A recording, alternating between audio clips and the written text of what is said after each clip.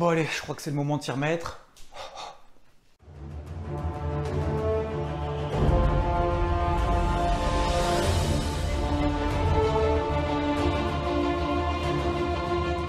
Le mercredi 14h quand on l'a vu déjà depuis quand même une mise de son.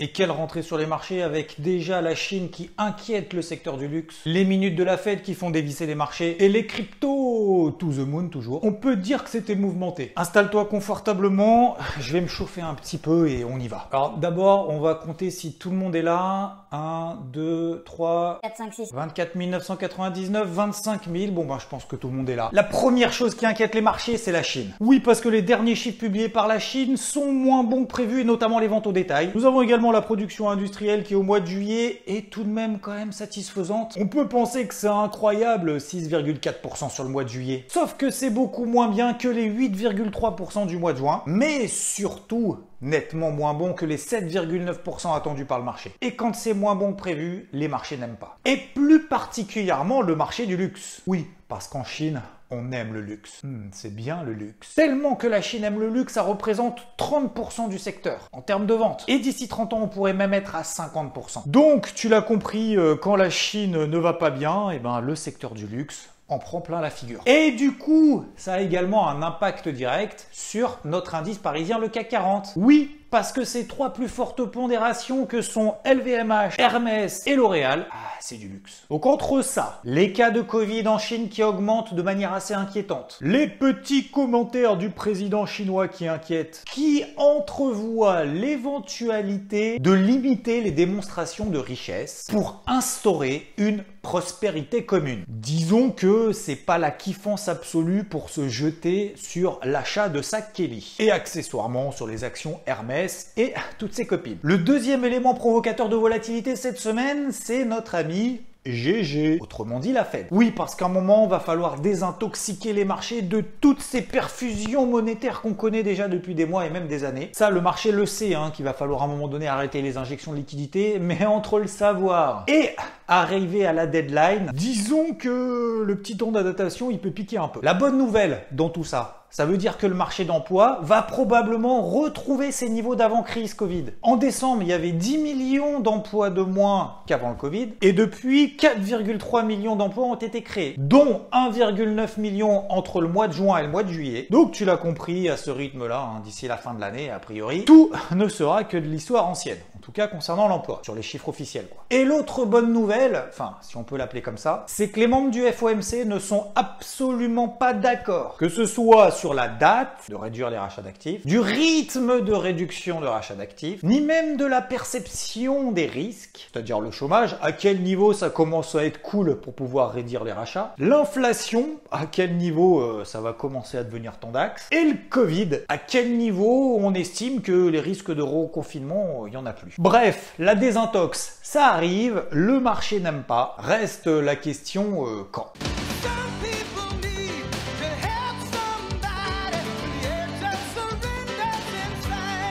Les marchés s'effondrent donc au plus profond des abysses. La panique générale s'installe.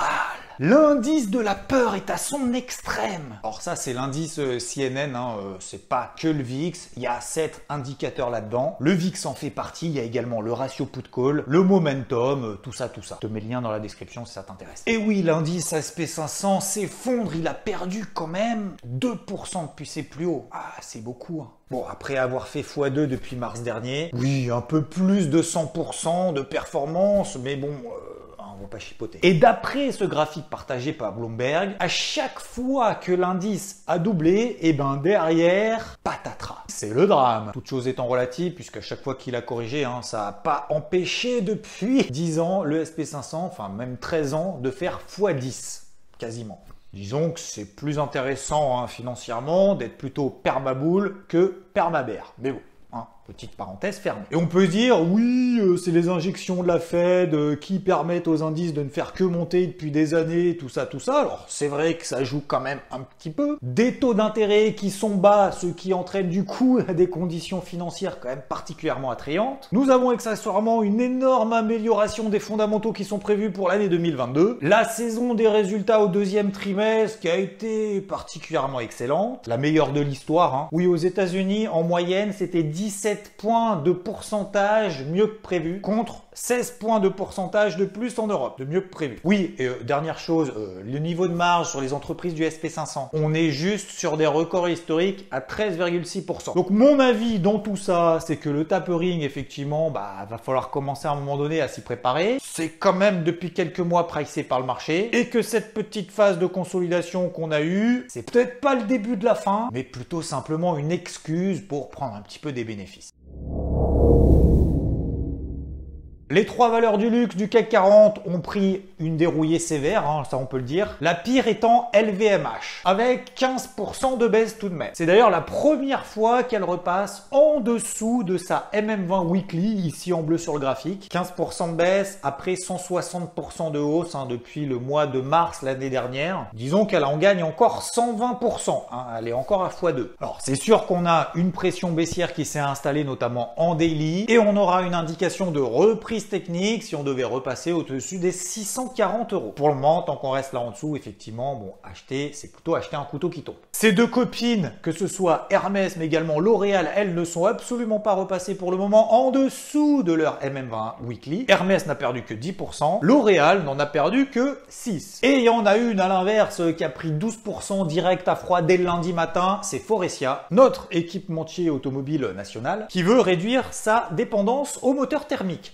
On comprend pourquoi. En fusionnant avec Hella, c'est prévu pour 2022, un groupe allemand spécialisé dans l'éclairage et les composants électroniques. Les marchés ont apprécié. Adyen, quant à elle, elle a publié des résultats excellents pour le second semestre 2021. 445 millions de résultats nets, tout de même. Pas mal. C'est quand même 46% de mieux que l'année précédente. Et les cabinets d'analyse se sont rués sur le dossier, se sont enflammés. Crédit Suisse vise 2950 € l'action. Aujourd'hui, on est quand même à 2600 balles pour acheter une action. C'est pas cadeau. L'entreprise est toujours en très forte croissance. La tendance de fond est fortement haussière. Et donc, forcément, ça nous donne un niveau de valorisation qui est quand même... ça pique. Si tu regardes le PER, 122 le PER. Estimé pour 2022. Mais d'ailleurs, on n'a pas parlé, mais que fait cette société pour être autant en tendance haussière, autant bien valorisée? En pleine crise! C'est une plateforme de paiement sans contact. Et si tu es adepte de tendances de fonds haussières inébranlables en plein contexte de crise ou tout ce que tu veux, même de consolidation des indices, Lotus, Backrease. Oui, ils font des produits de boulangerie. Genre, tu connais Speculoos? Voilà, c'est eux. Très belle croissance, poussée par le fait qu'on mange de plus en plus de spéculoos. Non, c'est pas vraiment grâce à ça. C'est qu'elle est à fond dans le snacking sain. Oui, on mange plus à emporter, donc forcément... on s'engouffre dans la brèche. Alors tout à l'heure, on a parlé des 2600 balles l'action. Là, on est plutôt autour de 5500 € l'action. Ouais. Et ce, sans aucun retracement depuis un an. Terminons avec Amazon. Au-delà d'aller sur la Lune, dans l'espace et après de revenir, elle prévoit d'ouvrir des magasins aux États-Unis. Bon, ça pour le moment, a priori, le marché s'en tape un petit peu puisque... elle s'est mangée une petite amende il y a quelques semaines, 750 millions d'euros infligés par un organisme de protection de la vie privée pour violations liées à des publicités. Et depuis, l'action elle a quand même du mal. Les 3 news de la semaine sur les cryptos, c'est déjà Robinhood qui se gave grâce aux transactions sur les cryptos. Ah, elle a tout pété. Chiffre d'affaires au deuxième trimestre, trimestre 3 mois, 565 millions de dollars. Et quasiment la moitié, donc 233 millions de dollars, c'est uniquement lié aux frais de transaction sur les cryptos, sur le trimestre. Sachant qu'en plus, pour le moment, il n'y en a que 7 de cryptos qui sont listés. Alors, tu as le Bitcoin, l'Ethereum, tout ça, et bien évidemment, le Dogecoin. Elon Musk n'y est pas pour rien, disons. Concernant Binance, c'est toujours de plus en plus compliqué, là notamment aux Pays-Bas. La Banque centrale elle commence un peu à dire les gars, ce que vous faites c'est illégal. Vous n'êtes pas enregistré dans le pays, tout ça, donc avertissement, carton jaune. Après, tu prends tes clics et tes claques et tu te barres. Et la troisième news, je sais pas si c'est une news, mais bon, voilà. Il y a eu les NFT là de l'équipe de France, la crypto du PSG qui s'est envolée quand Lionel a dit qu'il arrivait. Nous avons désormais le PSV Eindhoven qui signe un accord de partenariat avec l'exchange Anycoin Direct.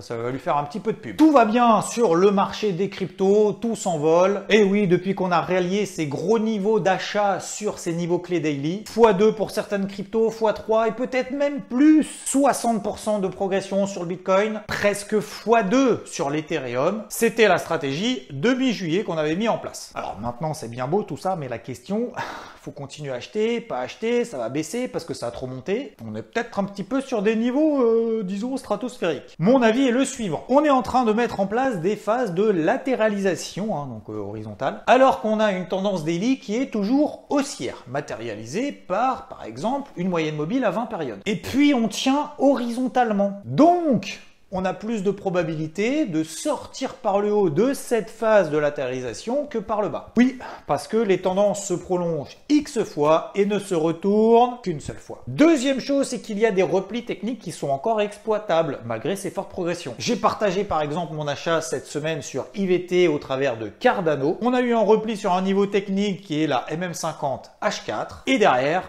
plus 25%. Enfin, en tout cas, au niveau où j'ai pris les bénéfices. Peut-être qu'à l'heure où je suis en train de parler, elle est beaucoup plus haut, beaucoup plus en bas. Pas sûr que ce soit vraiment français, mais bon, voilà. Alors oui, on est revenu sur des niveaux historiques, même sur Cardano. Mais c'est pas parce que ça monte qu'il y a plus de chances que ça baisse. Je sais pas si vraiment c'est clair ce que je viens de dire en fait. Disons que c'est pas parce que ça monte beaucoup tous les jours qu'il y a plus de chances que demain ça baisse beaucoup.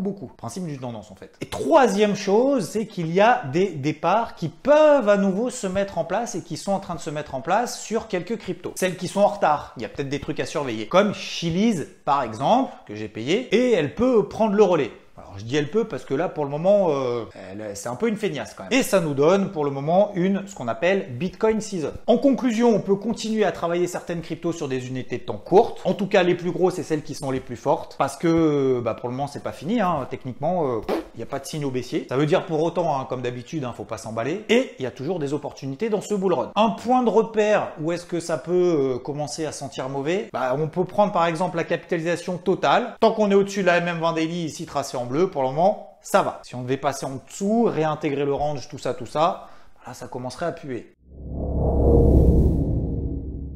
Les indices ont commencé à consolider comme on l'a vu, ce qui est plutôt d'ailleurs nécessaire et je dirais peut-être même d'ailleurs salutaire. On est revenu sur l'ensemble des indices américains mais aussi sur le DAX et sur le CAC, sur ce qu'on appelle des MM50 Daily, ici en rouge. Elles sont témoins de la tendance haussière. D'ailleurs, l'indice SP500 à chaque fois qu'il revient dessus et ce maintenant depuis des mois, il s'assoit dessus et puis derrière, bam, trampoline. Donc tu t'en doutes, c'était une opportunité pour moi de rentrer à l'achat, notamment vendredi, ce qu'on a fait proche de cette zone. C'est beaucoup plus compliqué sur le CAC 40 comme tu t'en doutes, impacté par le secteur du luxe. Alors il reste tout de même en tendance haussière au travers de ce canal ascendant, mais aussi au-dessus de sa MM50 Daily. 6400 points, ce sera un point d'achat plus intéressant que maintenant. Pourquoi? Tout simplement parce qu'il sous-performe. Il baisse plus vite que les autres et il monte moins vite que les autres. Et en parlant de sous-performance, l'indice Nikkei, donc j'ai travaillé à la vente cette semaine, il a beaucoup plus de mal avec cette remontée inquiétante des cas de Covid au Japon. Il est en tendance baissière sur toutes les unités de temps qui sont courtes, Daily H4 et H1. Ce pourquoi j'ai privilégié à la vente. Résultat, 600 points. Et d'ailleurs,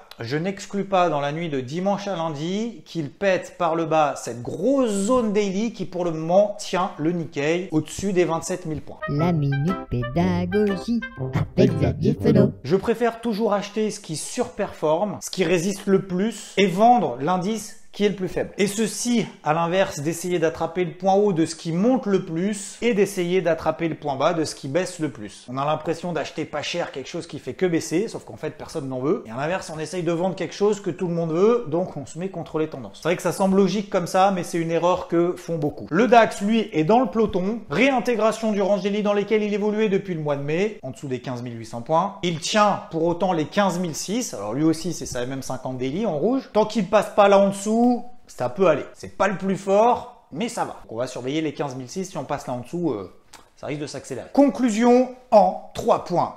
3 points.